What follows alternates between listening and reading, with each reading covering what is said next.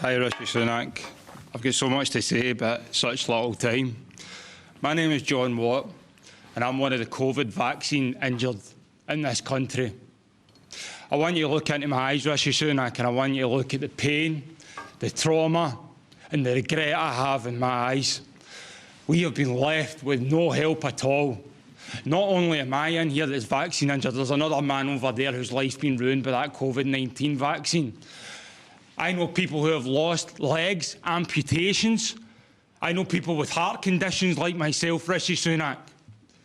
Why have I had to set up a support group in Scotland to look after the people that have been affected by that COVID-19 vaccine? Why are the people who are in charge, who told us all to do the right thing, have left us all to rot and left me and the thousands and the tens of thousands in this country to rot? Rishi Sunak, look me in the eye.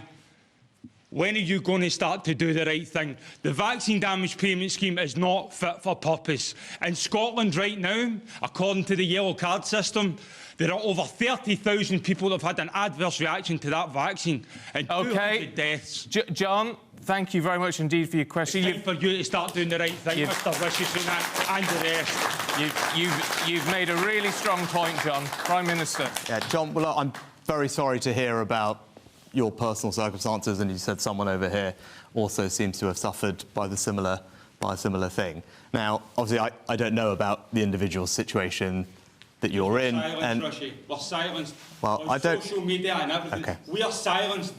We are the most silenced people in this country. Silence in the press because my story in the press had to go to the government for comment, and they made me take all the stuff out. Forgive me both. I know, I'm happy.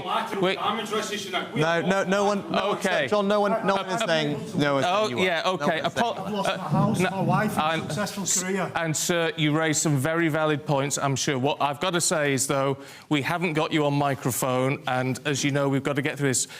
I'm sure we can raise your points with the Prime Minister at a later date.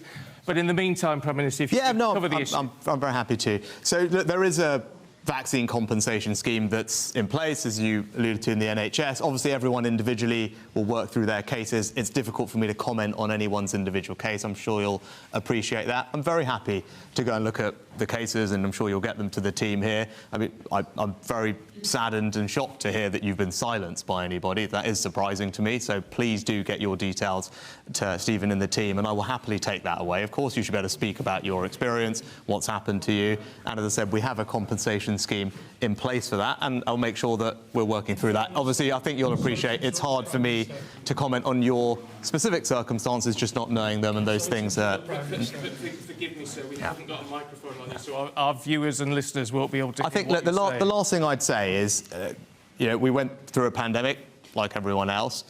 At the points when it came to the vaccine, those decisions were always taken on the basis of medical advice from our medical experts to tell us, as politicians, who are obviously not doctors, about how best to roll out the vaccine, what was in the public health interest, the priority order, how that should be done, who should be eligible. That was something that the doctors recommended on, and that's something that we followed. Now, obviously, if there are individual circumstances which haven't worked out, then that's why we have the compensation scheme in place, and I'll make sure that we follow up on your cases.